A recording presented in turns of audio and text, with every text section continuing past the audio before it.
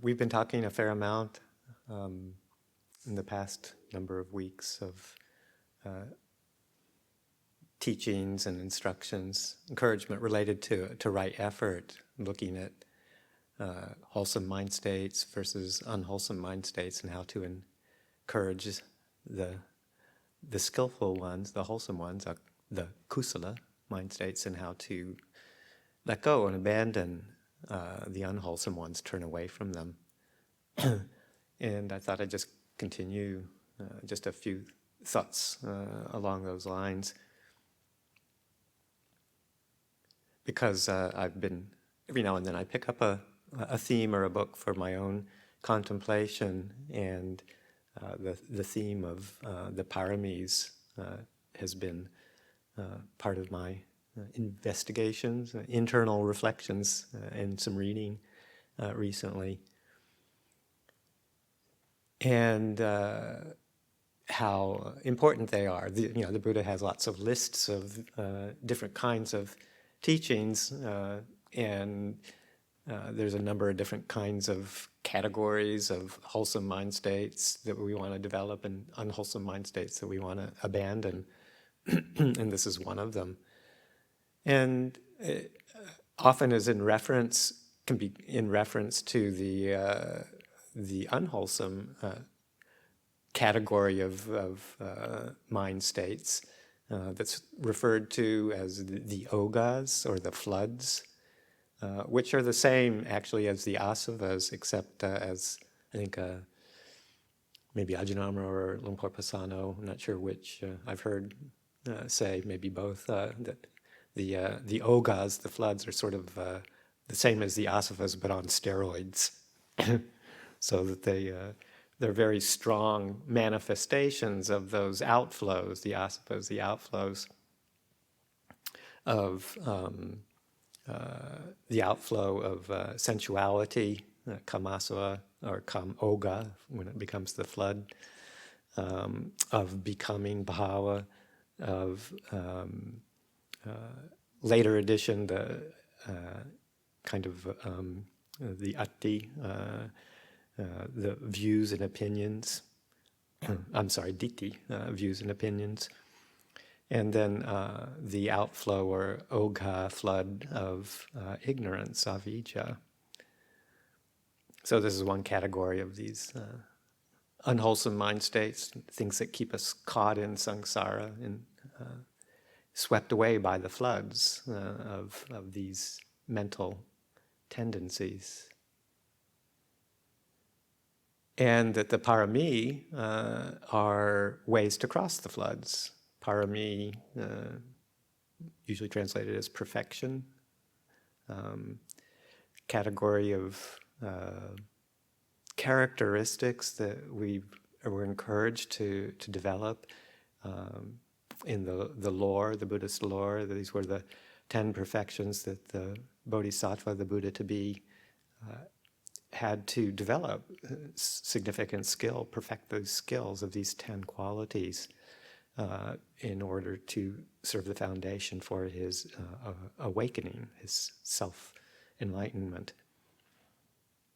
They're not a listing per se as such in the canon, but all the qualities, of course, are mentioned in the canon in various places and developed in the Jataka tales, the Buddha's past lives, where he develops these perfections, but more of a later addition, that they were actually categorized into the 10 paramis, or 10 perfections, paramita in Sanskrit.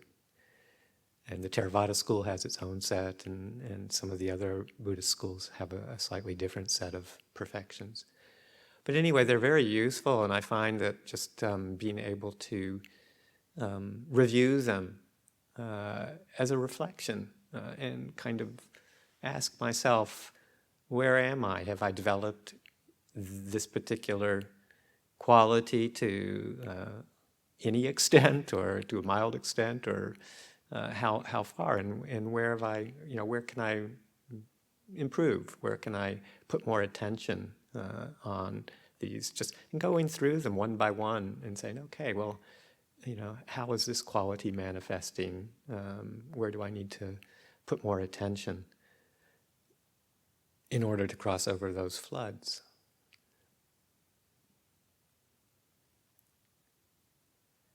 The kind of the basic list for people who may not be so familiar with them of the 10 are sila, virtue, morality, action, speech, how we're manifesting some of these tendencies in the outside world. Are we able to keep our precepts, our basic 5 precepts of non-harming through action, body, speech, and mind? And kind of reviewing that, maybe going through the precepts, kind of maybe gave some reflections on that a number of weeks ago, I think. So I won't go into details, but just to use that as a contemplative tool. Ask yourself, have I been as diligent as I can be with following the precepts? Or the Parami of dana, generosity. Have I realized the benefits fully that in my life of being as open-handed and as giving and as ready to relinquish as I can? Because it's such a beautiful trait, and taken to the highest limit is a very transformative state of mind, generosity, that we can develop through the act of giving in so many different ways. And the third parami to reflect on in our contemplations would be nekkhamma, renunciation, simplicity. How complicated is my life? We can reflect on that. Is it unnecessarily complicated? Can I simplify? Can I tone down material acquisitions? Can I live a more less entangled way of being in the world, whether it's how I engage with occupation and work or family, friends, acquaintances? How complicated is my life, and does it need to be that way? Can I set some of that down? Enjoy a bit more space and peace. Panya is the 4th one, discernment, wisdom, and where have I been able to see some of the wisdom qualities of the teachings, to experience discernment, to be able to see more clearly wholesome and unwholesome conditions, and how they arise and how they pass away, how I can enforce the wholesome and let go of the unwholesome. This is wisdom in operation, as well as seeing more of the subtle qualities that the Buddha talks about investigating that lead to insight. So panya.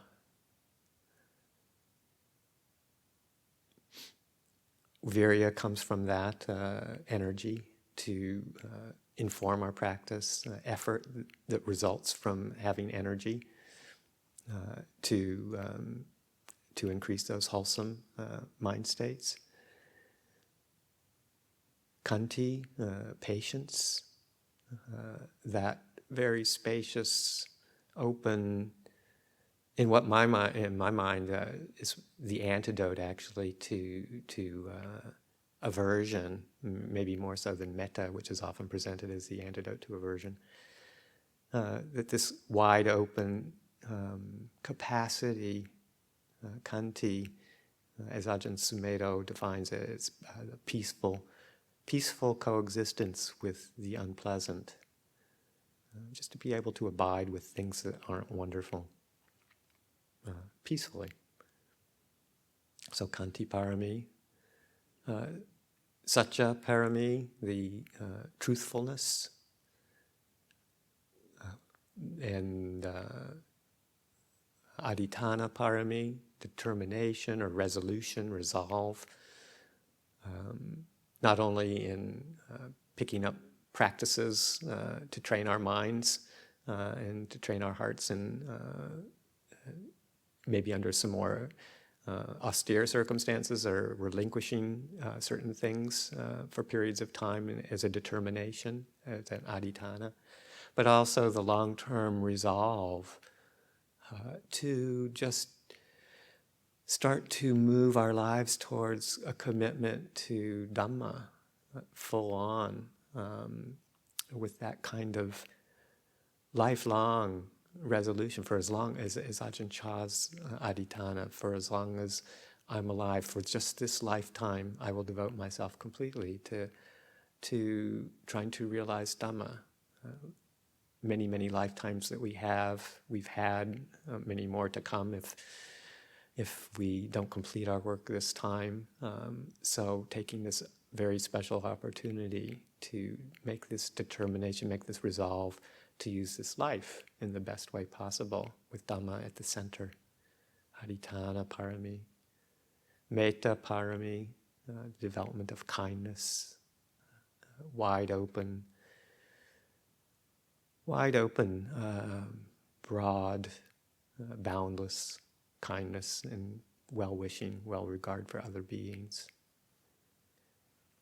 And last one of Upekkha Parami, the equanimity factor, the equanimity perfection, being able to stay even with wholesome, unwholesome mind states that arise out of conditioning, and experiences in the world around us, unpleasant, pleasant experiences, to stay in the center and not be moved, to be aware and not shut off, but not to be taken in by pleasant, unpleasant aspects of our lives. So to take these 10 parami and just periodically measure ourselves where we are at, not in a judgmental way, but in an encouraging way of how can I use these as reflections to overcome the floods of sensuality and becoming and views and ignorance.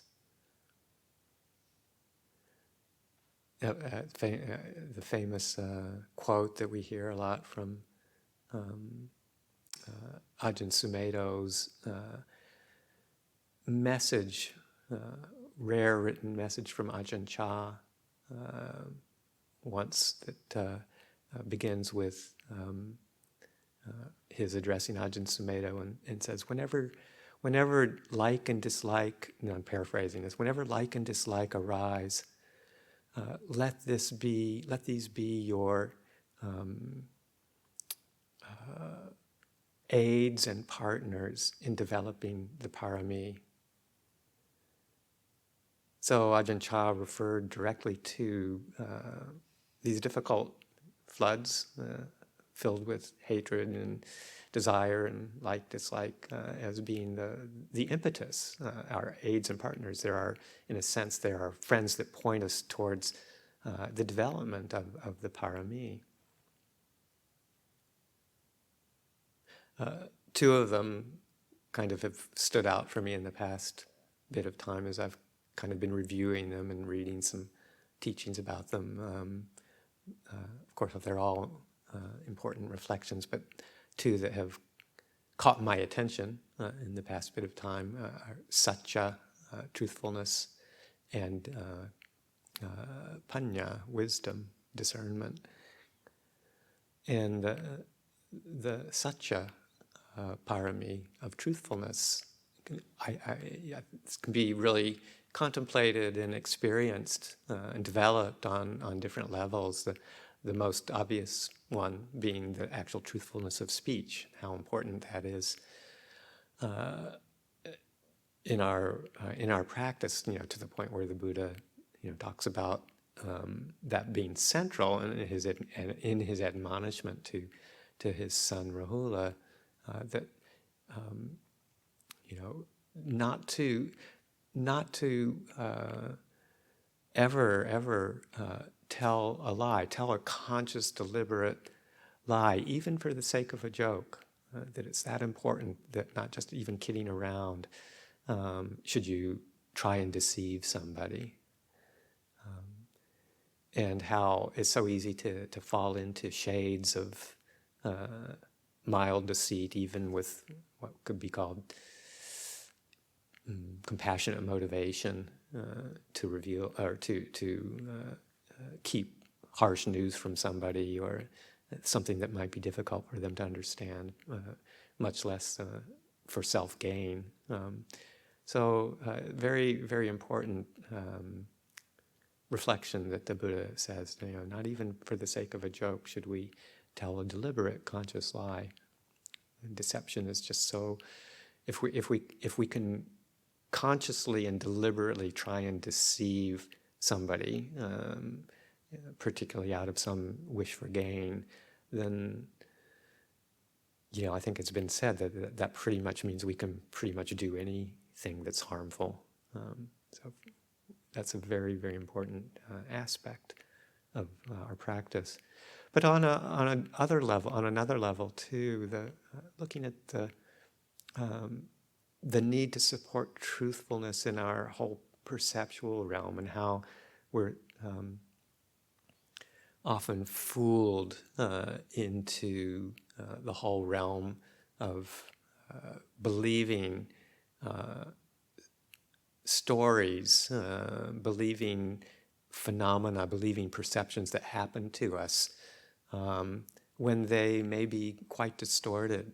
Most of our perceptions are based on past conditioning. This is what the whole realm of perception is all about. This process of trying to make sense out of data that's coming in through the sense bases, categorizing them, and then we develop hard and fixed ideas of the world around us and our experience, and that they really are untruthful. They're really false perceptions, distorted perceptions, and how that is basically what our lives are like. That's how we live our lives in this world, self-created world of perceptual distortion. And to start examining that in terms of satya, what really is the truth? And to ask ourselves that question is a great reflective question when we're caught up in some sort of mood or opinion or view or idea, some perception, memory, to ask ourselves, okay, this is what's coming up, but what's really the truth of the matter here, really on a deep level? What's the truth? And there's just so many ways that we have these distorted perceptions that aren't really true, particularly of ourselves, the opinions we form of ourselves, a whole range, running the gamut from like a perception of inferiority or hopelessness, or just I'll never get this together. This is my practice is falling apart. My life is falling apart. I'm not worthy. I'm no good. All those kinds of self stories, or on the opposite end of the scale, I'm the best you can get. I'm a completely enlightened, realized being based on some sort of distorted perception, and all the stories in between, that we tell ourselves, and particularly form identities around. So asking ourselves, is this really accurate?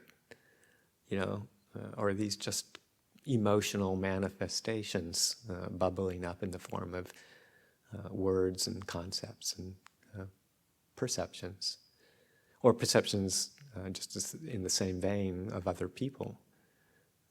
How easy it is to pigeonhole people into certain categories and believe in them, and act on them even more so. And if they're unskillful, or if they're unpleasant, or if they seem judgmental, or like we're putting somebody into a category, and they're somebody who's wronged us, maybe somebody who's said something that's harsh in their own difficult mind state, and then we have this picture of them, of who they are. They are this person who said this and who has this kind of attitude, and we develop a whole story and live through it. Whenever we see them, talk with them, experience them, it's through that lens of those particular qualities that we've imputed onto them. Do we really need to do that? Asking ourselves, is it leading to suffering? Is there a way I can change this perception? Because is it really true that that's who they are? And really, taking a strong look, well, is this completely who this person is? Maybe not, maybe not. Do they have other qualities? Do they have other things that I can focus on, that I can put my attention on? Why not put my attention on their good qualities, even if it's just a little snippet of one good quality, and watch the effect that it has on the mind. We're trying to establish a way of paying attention in the world that brings a sense of ease and well-being, not one that stirs up, aversion. So whatever we need to do to see the truth of the matter and how our distorted perceptions of other people control our moods, control our life, and we don't need to do that. We can turn away from that kind of distorted perception and get a broader picture for everyone's benefit. And truthfulness, or just kind of being aware, even in meditative states of distorted perceptions. There's a whole category of sanya vipallasa, distortions of perception that are talked about in the canon, based on meditative states, thinking that we've attained some sort of high attainment of some sort based on aspects of concentration, refined states of mind that lead us to a distorted perception of realization of truth, realization of the paths of insight. So just questioning, examining our beliefs, and our, I had a moment of, I had a nice experience of deep concentration. So, and it didn't seem like there was any self there. So, am I a stream enterer? Or did I get into first jhana? Did I get into second jhana? Kind of establishing categories to put ourselves in based on these kind of transient perceptions that can come in meditation. We don't need to do that. And then just realizing that many of these kinds of things can be transient experiences and can lead us into distorted perceptions. We don't need to do that. Or even around, the world around us, perceptions when we're considering aspects of our life. How do we do that in relation to those things that bring us more suffering? We often see distorted perceptions in the vein of permanence, the kind of the opposites of the three characteristics of, we see the world through the lens of Nietzsche, Sukha, and Atta, of permanence, always trying to seek stability, seek satisfaction, and seek a stable sense of self in a world that's inherently transient and unsatisfactory, withal in the realm of conditions, and trying to find a stable sense of self in that which is not self. So these are also kind of distorted perceptions. So it runs a full gamut, this quest for truthfulness, to develop this parami of satya. And it takes a lot of self-examination, because our habits, our perceptual patterns, our speech patterns, these are well-honed habits, and we're bucking the tide by wanting to free ourselves from those. So I find that a fertile ground for reflection in developing wholesome patterns of perception that lead to peacefulness and well-being.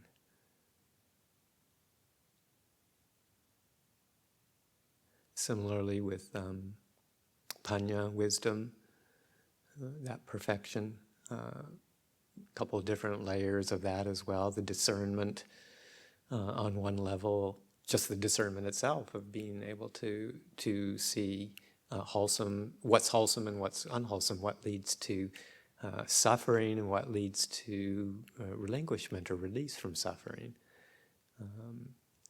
Just knowing that and considering some of those particular qualities, that's discernment. That's the wholesome quality of panya itself. And then on a deeper level, the full development of panya in being able to see our experience through the lens of Dhamma,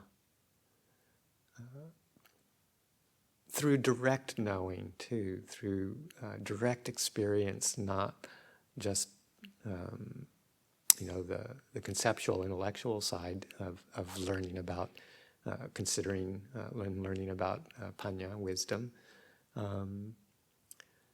but more on a deep, direct understanding level.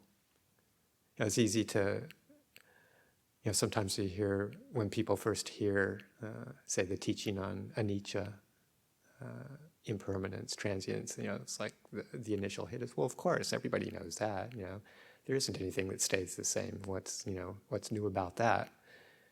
And then just reflecting that that's on actually quite a surface level, but it really isn't until one really directly experiences that right here in this moment and can sustain that perception of transience right here and now to the point where one develops that sense of not being able to find that kind of level of inherent security in a changing world, just as we're experiencing the present moment right now as arising and passing almost simultaneously. Or the quality of dukkha, sometimes people, you might hear people say, oh, it's all dukkha, never mind, almost as a way of avoiding the pain of experiencing unsatisfactoriness. It's easy to kind of deflect that kind of unpleasant experience by just saying, it's just all dukkha. So that's kind of, using it on a very surface level rather than actually being able to own up to the experience and understand dukkha on a deeper level, the first noble truth. To allow it in, not to believe in it as a forever kind of thing, because even the experience of dukkha is transient. It's subject to the law of transiency, impermanence, anicca. But not to just dismiss it, try and deflect it as a way of avoiding it by just saying it's all dukkha. Or with the contemplation on not self, we've all heard the stories of crazy wisdom teachings where it's,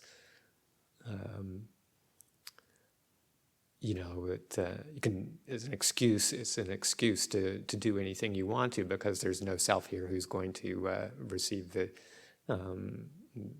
the karma of unskillful action. If it's all not self, then don't get too worried about it. But that's a very surface way of viewing anatta, and we have to bring it into that very deep level of realizing the relative uncontrollability of phenomena as they arise, the uncontrollability and essentially selflessness of this body and of this mind on a very deep level, to get that freedom from this, the sense of being bound up with a sense of self. So really taking these to a deeper level is the full investigation of Panya, and where am I with that? Probably most of us have gotten a bit of a hit of it in different ways, different insights. But to bring the full development of Panya into being.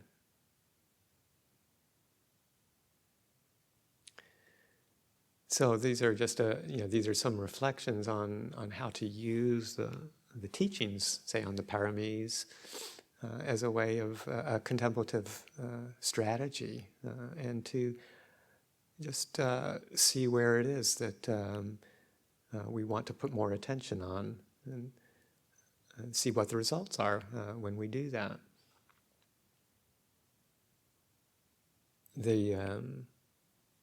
One of the phrases that popped up into my mind as I've been considering these things too is the refrain from one of our teachings that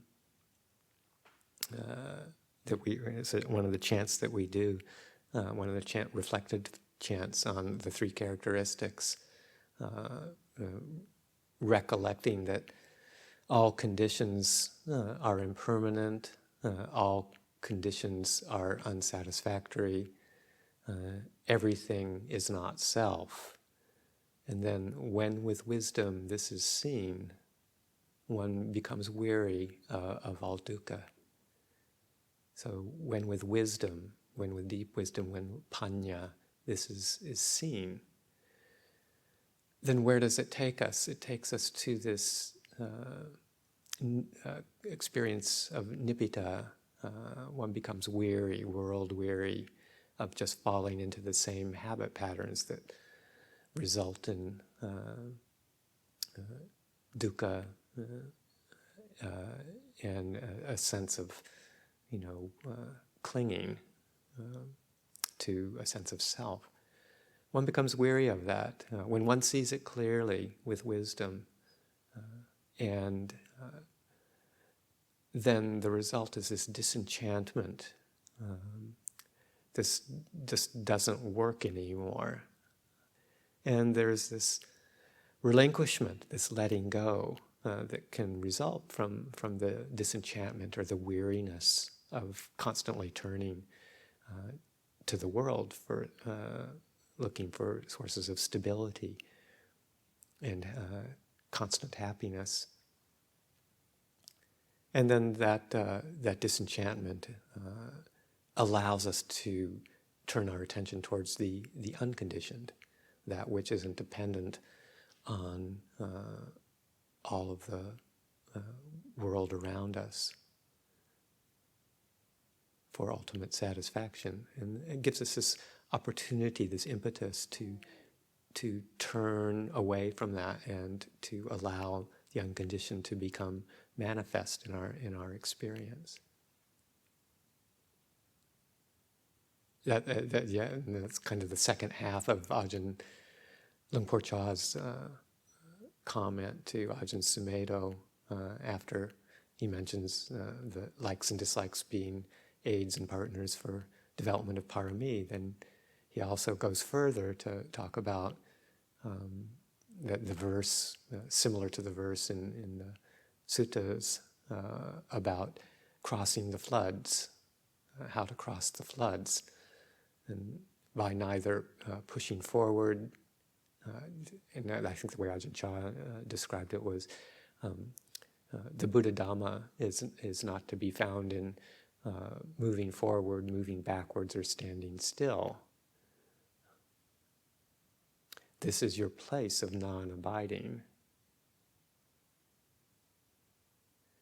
And the sutta's description of this is how the Buddha describing by neither pushing forward nor standing still, and this is how I crossed the flood. So it's moving ourselves out of the whole realm of taking refuge in the distorted perceptions, the way we view the world, the way we hold the world, and developing the wisdom to see clearly. And that's what lifts us, in a sense. We just become, we remove ourselves, we relinquish our involvement with the worldly ways, and in a sense are lifted out of that whole realm and have a chance to open to that which is not part of the conditioned realm. All right, yeah, so again in Ajahn Chah's words, our place of non-abiding. So as the stories go from the Jataka tales and in different parts of the teachings, these 10 perfections are aids and partners in helping us really realize the path, but we need them. We can't just bypass them.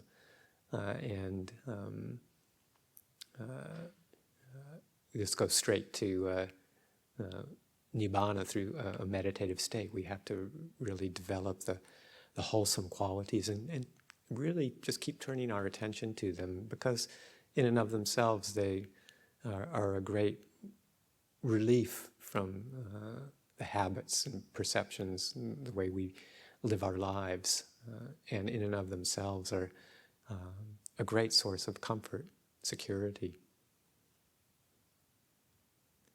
So I'm just going to leave it there. A few thoughts for the evening on the use of some of these contemplations.